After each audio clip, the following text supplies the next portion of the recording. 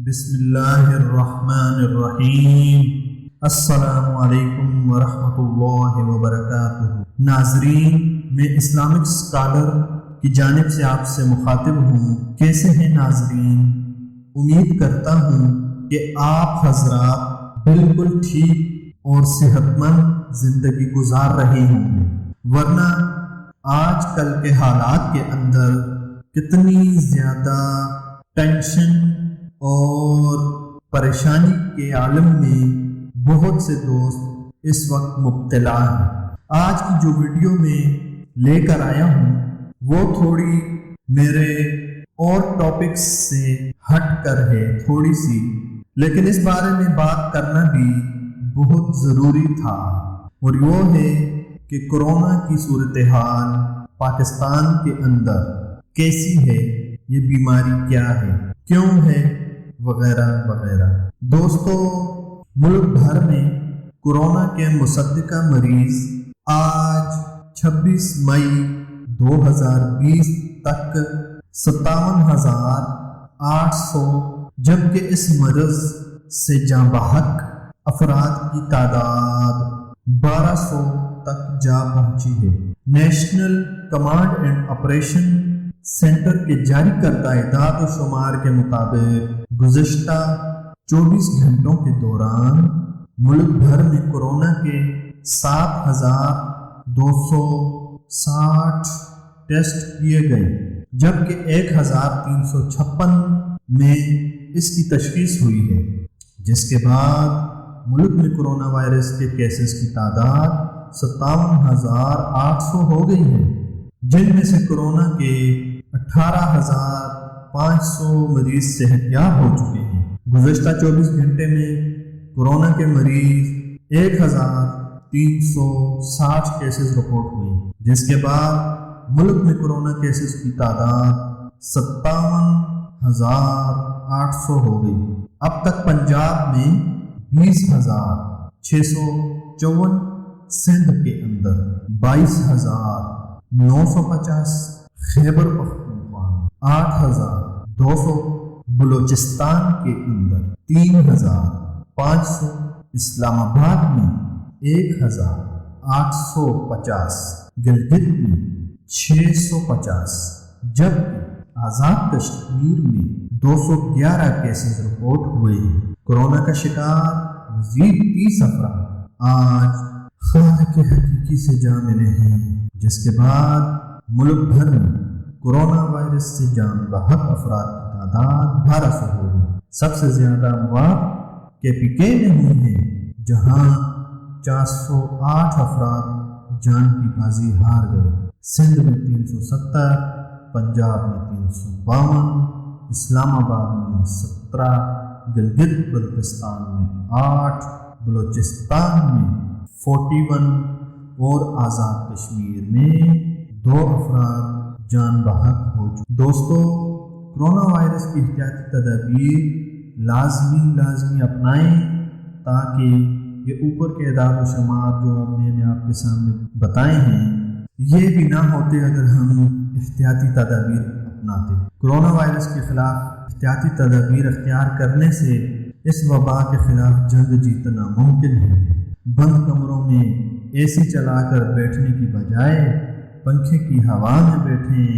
سورج کی شعاؤں میں موجود شعاعیں وائرس کی بیرونی ساخت پر ابھرے ہوئے پروٹین کو متاثر کرتی ہیں اور وائرس کو کمزور کرتی ہیں۔ درجہ حرارت یا گرمی کے زیادہ ہونے سے وائرس پر کوئی اثر نہیں، لیکن UV شعاؤں کے زیادہ پڑنے سے وائرس کمزور ضرور ہو جاتا ہے۔ پانی گرم کر کے تھرماس میں رکھ لیں اور ہر 1 گھنٹے کے بعد آدھا کپ نیم گرم پانی نوش کریں۔ وائرس سب سے پہلے گلے میں انفیکٹ کرتا ہے، پھیپھڑوں تک پہنچتا ہے۔ گرم پانی کے استعمال سے وائرس گلے سے معدے میں چلا جاتا ہے، جہاں وائرس نکارہ ہو جاتا ہے۔ ناظرین، یہ احتیاطی تدابیر آپ اپنا کر اپنے قریبوں اور اپنے دوستوں، رشتہ داروں اور اپنے گھر والوں کو اس موذی اور متعدی اور جان لیوا بیماری سے بچا سکتے ہیں۔